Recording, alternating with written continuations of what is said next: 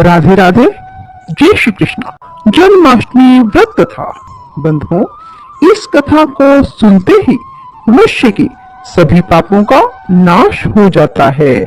और comment box में कथा को सुनने के बाद राधे राधे अवश्य लिखें, ताकि आपको इस कथा को सुनने का पूर्ण फल प्राप्त हो। बंधुओं, आप सभी को जन्माष्टमी की बहुत बहुत बधाई हो।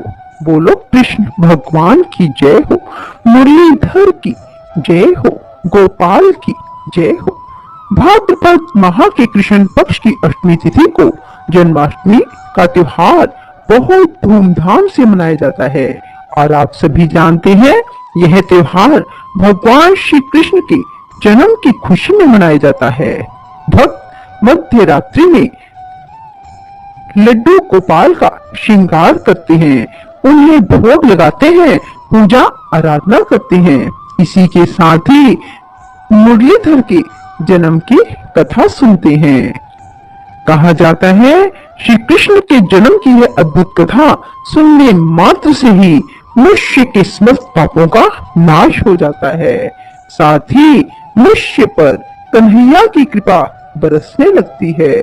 बंधुओं, जन्माष्टमी के दिन प्रातः काल जल्दी उठें, स्नान आदि से निवृत्त होकर लड्डू गोपाल को पंचामृत से स्नान कराएं।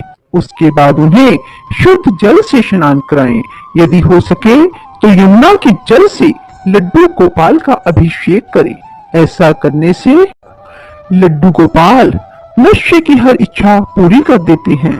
बंधुओं, उसके बाद लड्डू गोपाल का श्रृंगार करें, फिर उनकी आरती उतारें और भोग लगाएं।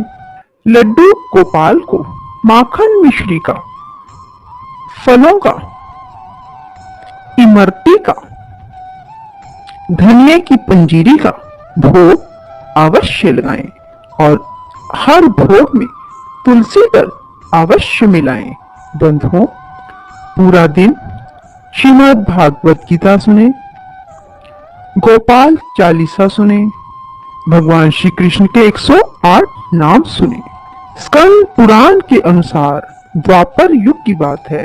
उन दिनों मथुरा में उग्रसेन नाम के राजा हुए, लेकिन स्वभाव से वह सीधे साधे थे।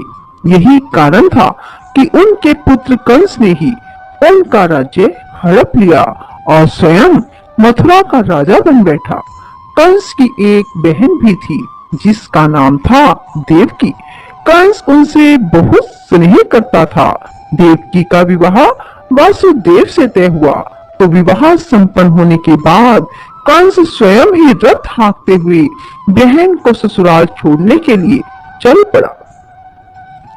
जब वह बहन को छोड़ने के लिए जा रहे थे, तभी एक आकाशवाणी हुई कि जिस बहन को वह इतने प्रेम से विदा करने स्वयं जा रहा है, उसी बहन का 8वां पुत्र तेरा संहार करेगा।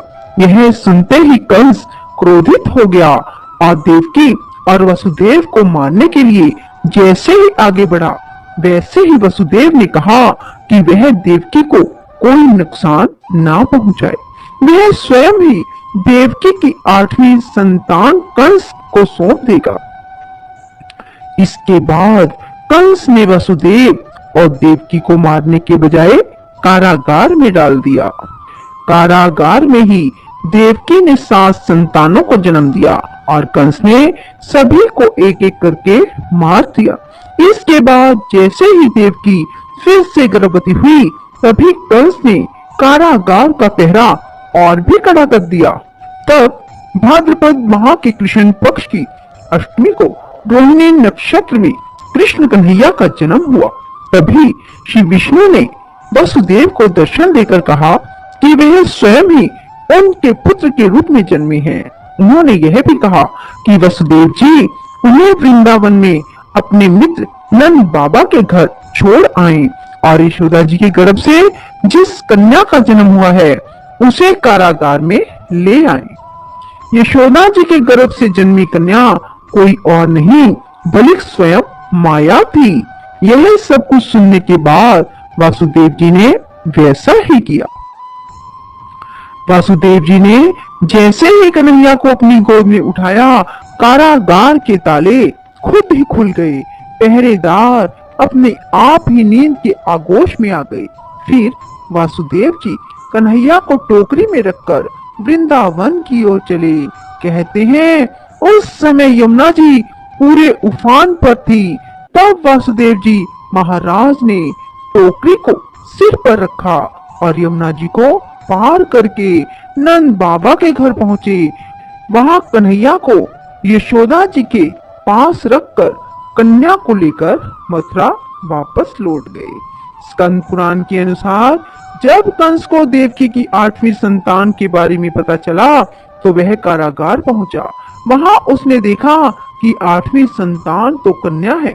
फिर भी वह उसे जमीन पर पटकने ही लगा कि वह माया रूपी कन्या आसमान में पहुंचकर बोली, रे मूर्ख, मुझे मारने से कुछ ना होगा। तेरा काल तो पहले से ही वृंदावन पहुंच चुका है और वह जल्दी ही तेरा अंत करेगा। इसके बाद कंस ने वृंदावन में जन्मे नवजातों का पता लगाया। तब यशोदा के लल्ला का पता चला तो उसे मारने के लिए कई प्रयास किए। कई राक्षसों को भी भेजा, लेकिन कोई भी उस बालक का बाल भी बांका न कर पाया। तो कंस को यह एहसास हो गया कि नंद बाबा का बालक ही वसुदेव देवकी की 8वीं संतान है। कृष्ण ने युवा अवस्था में कंस का अंत किया। इस तरह जो भी एक कथा पढ़ता या सुनता है उसके सभी पापों का नाश हो जाता है। बोलो बाल गोपाल की जय हो। बोलो जय कन्हैया लाल की।